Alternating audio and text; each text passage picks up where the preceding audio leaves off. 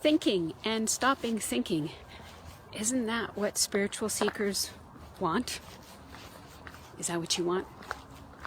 I don't know if you actually want to stop thinking. I mean, you want to have the capacity to think, right? But you know what I mean when I say stopping thinking. I think everybody is familiar with that incessant voice in the head. Even when you don't want to be thinking, sometimes you find yourself thinking. Hey, Tiffany, can you hear me? Can you give me an audio check? Just like to make sure y'all can hear me. Going out on my sunset walk here, which is getting earlier and earlier. Hey, Elaine. And Huva, thank you for joining. Thinking and stopping thinking, isn't that what all spiritual seekers want? Can you hear me? Can someone please say hello to let me know that you can hear me? Give me a little audio check. Because sometimes I can't be heard. So as soon as I get an audio check, I will dive into this subject of thinking and not thinking. And meanwhile, I'll give you the picture. Hey, Renee, can you hear me? I got a yes. Does that mean I can be heard? Here I am. This is my sunset for tonight. I've got a few people joining. Can someone please say, I hear you? That would be awesome to get a very confirmed. I got another yes, Renee. I think I can be heard. So I can dive into this subject of thinking and not thinking before it gets too dark and cold here. So isn't that what all the spiritual seekers want? Is that really what it boils down to? Yes, it's beautiful. It's going to get more beautiful, I think, if I've beat the sun. Don't we, hey Fung, don't spiritual seekers want to quit? Thank you for the audio check, Renee. Thank you. Don't spiritual seekers want to stop thinking? And again, they don't want to not have the capacity to speak or think or to do things, get things done. What do we say? What do we mean when we say, I can't stop thinking? I want to stop the mind. It's making me crazy. Back in the day, I used to write music and play guitar and sing, and I wrote a song called Merry-Go-Round, but really it was the Not So Merry-Go-Round. And one of the lyrics in it was, let me off this not so merry-go-round. I don't want the highs because there's always a low. And that's how my life was back then. Up and down and completely out of control. When I say my life, I mean my experience of my life. The inner experience of whatever the outer is presenting. And while, the outer had its own set of problems that I was trying to resolve, it was by no means perfect. I had, by worldly standards, nothing. In fact, I had debt. And I was in a bad shape. I was depressed. I was unable to function, the normal way that we need to. I'm very close to your house, Fong. Yes, I live very close to your house. So that was how it was then. And I was doing a lot of thinking, let me tell you. So much thinking, it was stressing me out. It was causing anxiety, depression. It was causing panic attacks even at one point. And when I found out what a panic attack was, well, that was a game changer. I'm going to walk back. I think, no, there's not enough light. I'll go past the road here. So when I found out what anxiety was and what was causing it, that was actually, you could say that was actually the beginning of my spiritual search.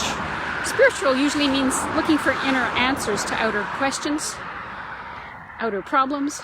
There's nobody here now. I'm going to just hustle across.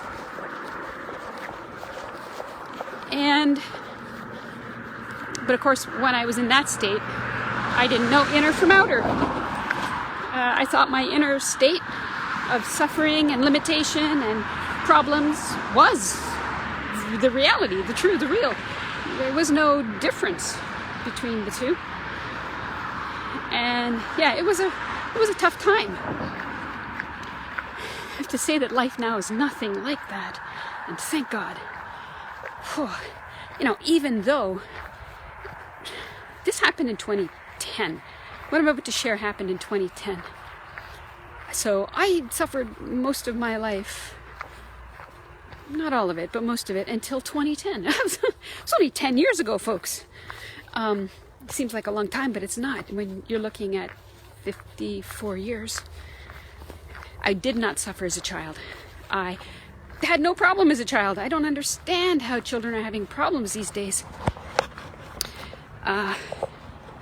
But I do understand now. I know what's going on. And it's not the outer problems, it's the inner unconsciousness. It's the inner thinking. And so we all, whether you recognize yourself as a spiritual seeker or not, we all want to be free from the thinking mind. And the good news is that's totally doable. That is in everybody's reach, possibility, potential. Everybody has this opportunity. But when you're unconsciously dreaming, you don't know it. You think it's real, like I did. And you suffer it. But then you get little insights. Little things happen that they're little at first. And you might start to notice that these little things are happening. You might start to notice that, for example, you're suffering one minute and you weren't the next. Or you weren't suffering and suddenly you are. And nothing else has changed outside of you. And so you start to get the clue. What the heck is going on here? What's going on inside? Hey, Jerry. Hey, Marie. And you may start to wonder. And that's when we might say, you've started on the path. Hi, Nadia. You've started on the path. Whether you call it self-improvement, spirituality, any particular religion, we're all trying to overcome the thinking mind. Because if we didn't have that, you'd have peace, right? Am I right? Peace of mind, they say. There's no such thing unless your mind is empty, open and empty. And when you're thinking, your mind is full. And have you noticed yet that what's going on in the mind is not going on in reality? Which means it's not real, right? If it's not going on, it's not real in reality. It's going on in the mind. And you know, I do a lot of speaking. I do public speaking, and everybody is familiar with the voice in the head. If you know what I'm talking about, if I mention the voice in the head. Yes. But what you don't know is there's a lot more than just a voice in the head. And there is a phenomenon going on called unconsciousness that is causing, or is the same as this thinking. And the stuff that is being thought, the stuff of the mind, if it is not nice stuff about you or other people or the world, you're going to suffer it. You're going to feel bad. You could have a thinking mind, and it's good stuff. And that seems to feel okay, but it is still also non-stop, and it's tiring. And you're at high risk of the content of the thinking changing from whatever good stuff it is to some bad stuff.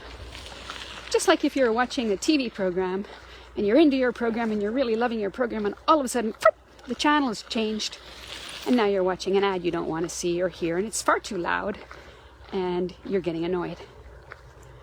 And so when you're unconsciously dreaming the thinking mind, you are at risk of unconsciousness. And what we very often hear is people wanting to have only good thoughts. Why? Because at least we've noticed that good thoughts feel good, bad thoughts feel bad. And so then what they try to do, erroneously, is engage in thought control. If I could only have good thoughts, everything would be okay, right? This is called positive thinking. And it's one of the new age things people try to do. But the problem is you're still engaging in thinking. Thinking. So you've got the same problem. And if you're feeling bad and you try to force a good thought on top of a bad feeling, it's not going to work. You're going to feel like a fraud. You're going to wonder, well, how come for me, everybody else it works for them? It's not thinking, it's a thing to do, right? And you suffer. I tried this as the queen of positive thinking. I tried it so hard. And the more it failed, the harder I tried, until I was felt like I was being physically stabbed every time I lied to myself. Lying is to be split up. You're saying one thing, but you're feeling another. And this incongruence is also painful. Hi, Danielle. Hey, Bonnie. So, it doesn't work. Or if it does work, it's temporary. It lasts a little while. And then here you are again, suffering the thinking mind. So, what to do? What to do? All right, you've correctly identified when a bad thought comes, you feel bad, and when a good thought comes, you feel good. And depending on which one you believe is the one you're going to stay with and the one you're going to experience. And the problem is that you believe thought to be real, true, and important. You don't see that it's not real. So that's a problem right there. Hi, Viola. Hi, yeah, Danielle. Yeah, okay, got y'all. So, having recognized that some thoughts feel good, some thoughts feel bad, it does seem kind of normal to think that all you need to do is stay with the good thoughts, but it doesn't work. It just doesn't work. It's not a permanent fix. It's a temporary band-aid, maybe not. It might make you crazier. And so we can't solve the problem of thinking with thinking. Right? That sounds familiar. It might sound familiar. I believe it was Einstein who said something to the effect of, you can't solve a problem on the same level of thinking which caused it. It's roughly like that, right? So, what to do? Well, one thing you don't know that's very important is that there are 5 powers that you possess, and you don't know it. And they are what is causing the thinking. Such that if you engage in this thinking all day, and you do, then at night you just want it to turn off, right? You just expect it to stop. Well, no. You've got momentum. You've got the brain all wound up. And there you might find yourself 3 a.m. in the morning thinking. And there you are laying there. There's nothing to do. There's nowhere to go. There's nothing to do about what you're thinking about. But you're thinking. This is the most obvious example of how your thinking is not real. And that it's just thinking in and of itself. And I'm sure you've had that experience. And if you've ever had the experience of driving across the city, getting to the other side, and not remembering the trip, that's unconsciousness. Everybody I speak to and ask about this has had the same experience. So, unconsciousness, I'm going to talk about it. But I also want to say, have you ever had an argument with somebody? And just like it blew up and it went just in such a crazy place that you wondered how you got there? How did we get here? This is not even what matters to me. It's not even... and how do we get away from here? Well, what's happened is two people were thinking, not getting real. Because the reality is where we agree. We all have the same reality in common. But what we have not in common, and sometimes even in opposition, is the thinking. And this thinking is a movie in the mind. You are watching a movie in the mind, just like you'd be watching a TV program. You think that you have control of this thinking, but clearly you don't. Just like you don't have control of when an ad is going to come up on the TV, or how. And what do? Sit through it, listen to it. With a TV you can get up and change the channel, right? You could leave the room, but wherever you go, your mind goes with you. So, can you change the channel?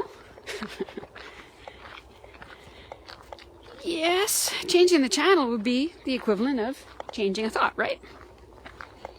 Picking a different thought, or trying to. But if you feel bad already and you try to have a good thought, something is not working here. You're not going to believe the good thought, or, it won't last very long. All right. So thinking is stressful. You don't have control of it. If you had control of thought, and some people think they do, but if you had control of thought, then you'd never have a thought you didn't know you were going to have. Right? Right? You'd never have a bad thought. Who would want a bad thought? So-called bad thought. But we need all thoughts. A thought is one thing. Thinking, the mind is one thing. You can't split it up and carve it up. And you need to be able to have a so-called bad thought, like, well, geez, I could fall in that hole and break my arm. That's, could call it a bad thought. But if you couldn't have that thought, it'd be, you need your capacity to think. What you don't need is to be unconscious to thinking, such that you think thinking is the reality. Thinking is real. Thought is real. Losing, in effect, what is real during the dreaming. You can't lose it in reality. Oh, look at this beauty. You can't lose the reality in reality, but you become oblivious to it. Why? Because you're paying all attention, all of your attention, your interest, everything has gone into the movie in the mind, the stories in the mind, the pictures in the mind, about you, about others, about the world. Thanks for the love, Bonnie. Hi, Fatima. Yes, anyway. Priscilla. Hello, Daryl. So, thinking. Is thought real? Can you find out right now? You can find out right now. Is thought real? When I ask that question, I hope you will discern that the content of thought, of what appears to be happening in thought, is not actually happening. But thought itself is happening. That's all that's happening. Thought itself. And seeing this, you're awake. Not seeing this, you're dreaming. You're unconscious. And when we dream at night, you're unconscious to the reality. And during the day, you're unconscious to the dream. You can't do both at the same time. So during your day, you are unconscious many times, and you don't even know it. You don't even know it. And that is why we have to stroke. That is why the spiritual seeking or the self-help is such a problem.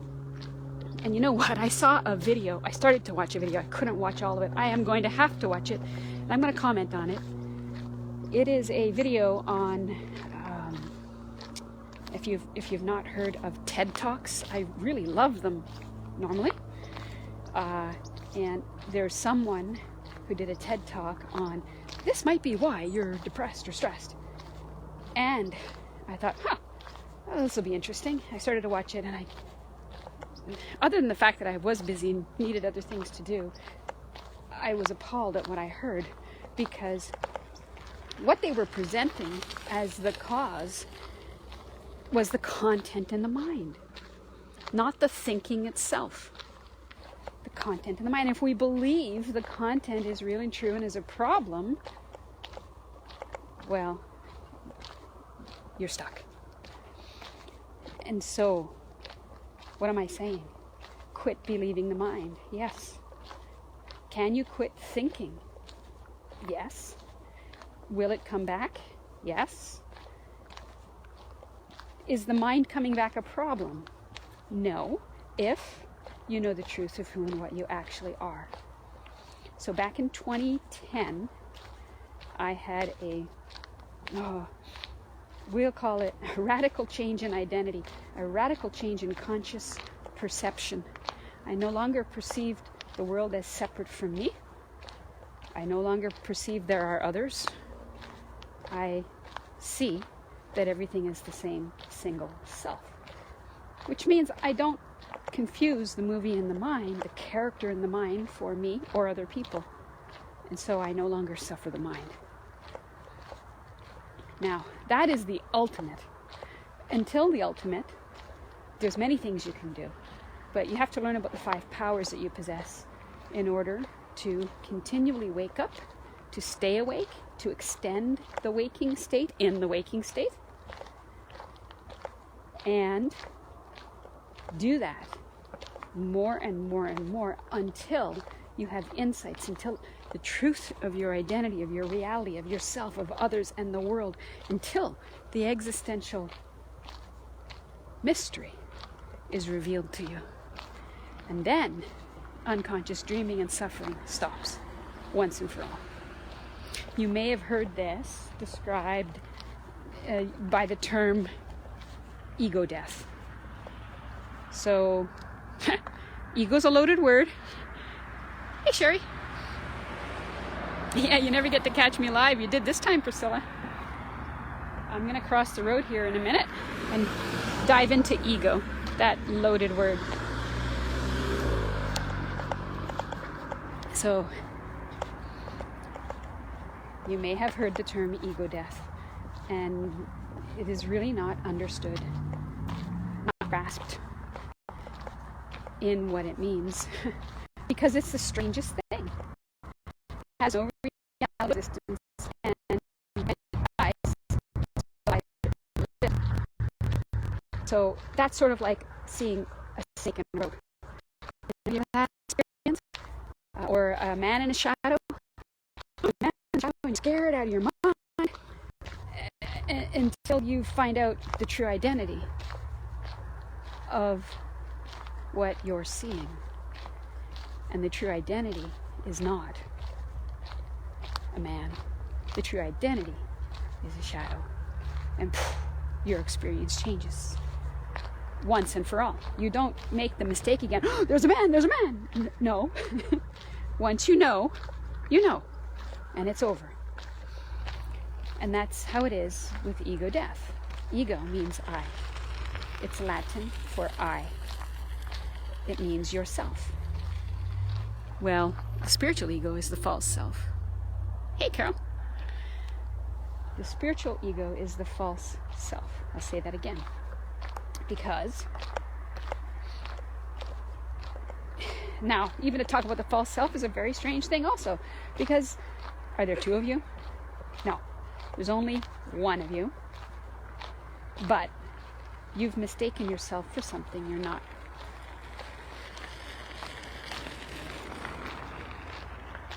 I'm letting that land. You've mistaken yourself for something. You've mistaken yourself for a person with a history, with a future, and that's not what the self is. And this person, you're afraid, will die. one day because you've mistaken it for the body. And we know what happens to bodies. But yourself, is it the body? Yourself. Just yourself. This is what the sage Ramana Maharshi discovered when he was very young. And I'm going to be doing the webinar October 21st, Secrets of the Sages. And he's one of my favorite sages.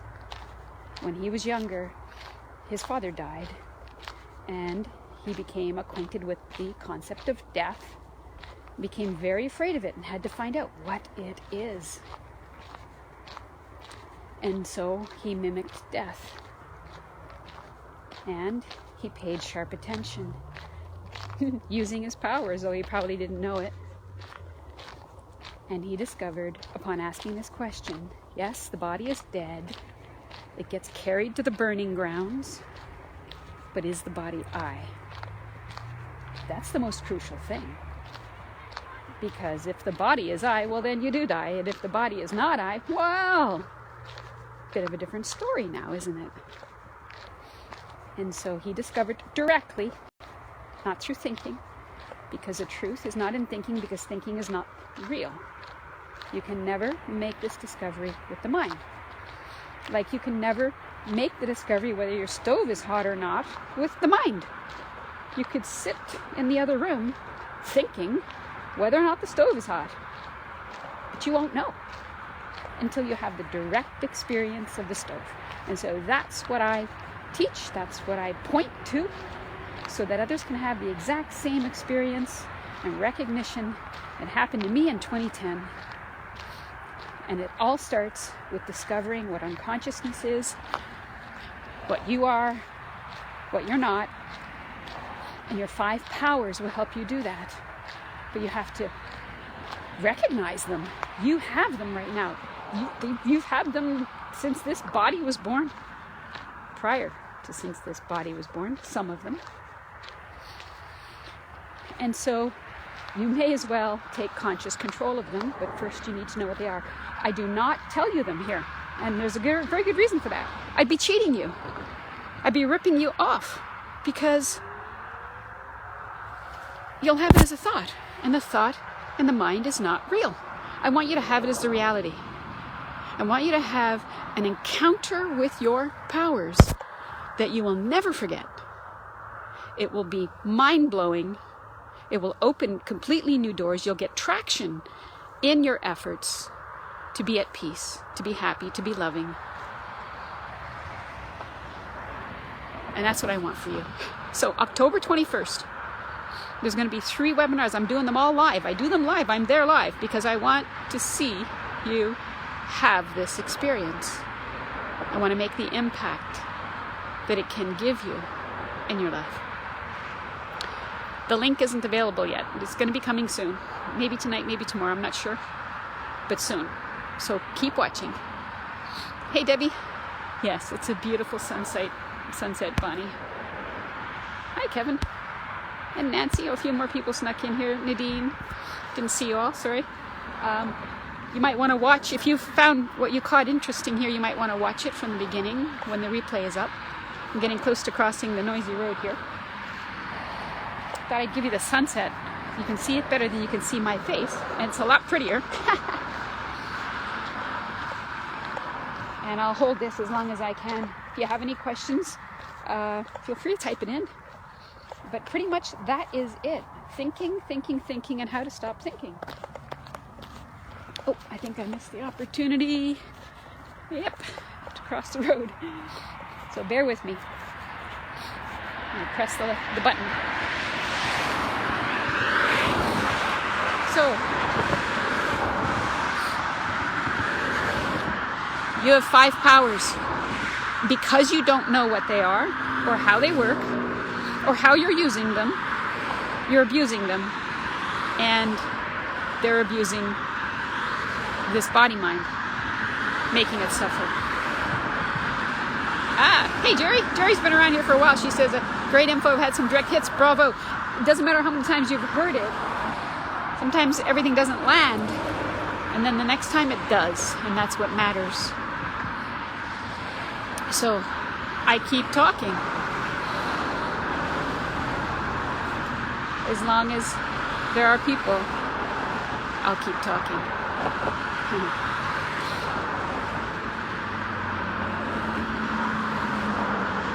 Your 5 powers. You must discover them. Put it on your bucket list. Because you are using and abusing them.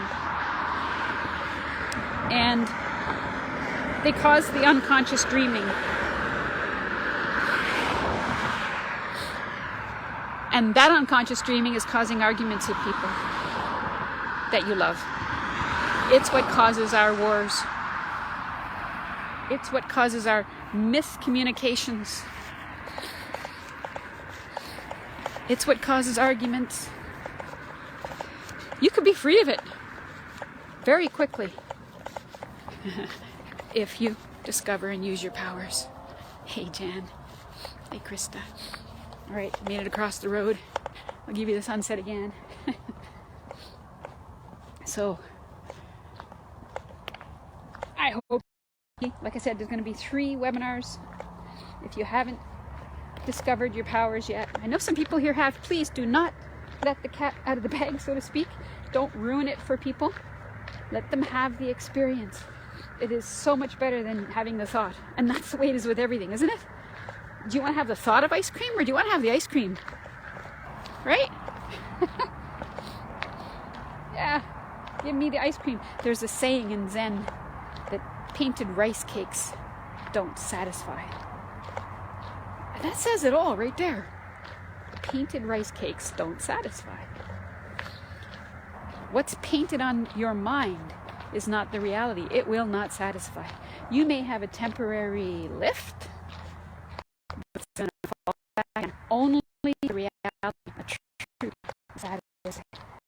Ultimately, once and for all, forever. I invite you to join me first. Pick one of those time slots.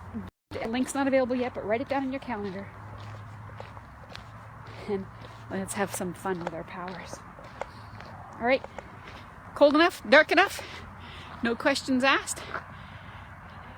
I'll let you go for now. And, you know, if you just pay attention to the mind, you'll learn a lot that way too. So until we meet again, before the webinar, during the webinar, keep it real and enjoy yourself just because you can. Thank you. Good night.